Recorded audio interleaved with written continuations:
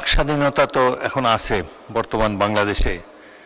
রাজনীতিবিদরা অনেক কথা বলে থাকেন, তো সংসদের বাইরে যে কথা বলা হয়েছে সেটা সংসদের বাইরে জবাব দেওয়াই ভালো।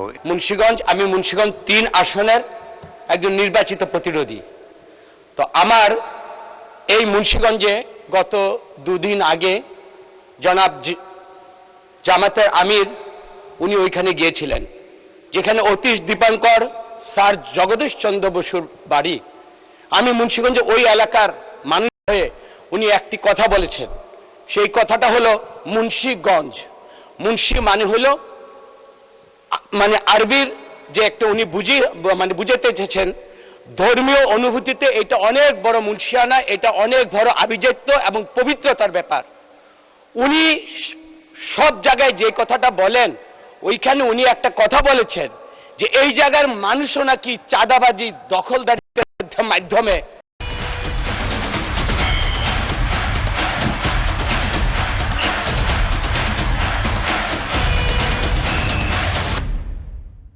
আমি ওই এলাকার প্রতিনিধি হিসাবে, যদিও আমার নাম উল্লেখ করেননি, কিন্তু মুন্সিগঞ্জের মানুষের ঐতিহ্যের উপর উনি যে কথাটা বলেছেন, এই কথার বেস কি এবং কোন সত্যতা এবং কোন সততার উপরে এই কথাটা বলেছেন, উনি যখন আসবেন ওনার এই কথাটার আমি একটি সূত্র ধরে পরবর্তীতে আমি আমার বক্তব্যে আমি কথা বলবো। মাননীয় স্পিকার, আপনাকে ধন্যবাদ।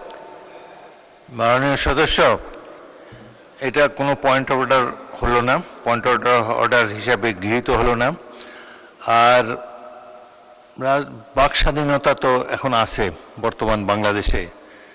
রাজনীতিবিদরা অনেক কথা বলে থাকেন, তো সংসদের বাইরে যে কথা বলা হয়েছে সেটা সংসদের বাইরে জবাব দেওয়াই ভালো। এখানে যদি তার সংসদের মধ্যে কোনো বক্তব্য দেন, সেখানে আপনার নাম উল্লিখিত থাকে, তাহলে 274 বিধিতে আপনি সেখানে জবাব দিতে পারেন। এবং আপনার এটাতে তো কোনো ডাইরেক্ট কোনো অ্যালিগেশন নাই বা কিছু, সুতরাং বাইরের কথা বাইরেই থাকুক। সংসদের মধ্যে যদি এই ধরনের কোনো আপত্তিকর কথা কেউ বলে, তখন আপনারা আপত্তি করতে পারেন, তখন বিবেচনা করে দেখবো এটা পয়েন্ট অফ অর্ডার হলো কিনা।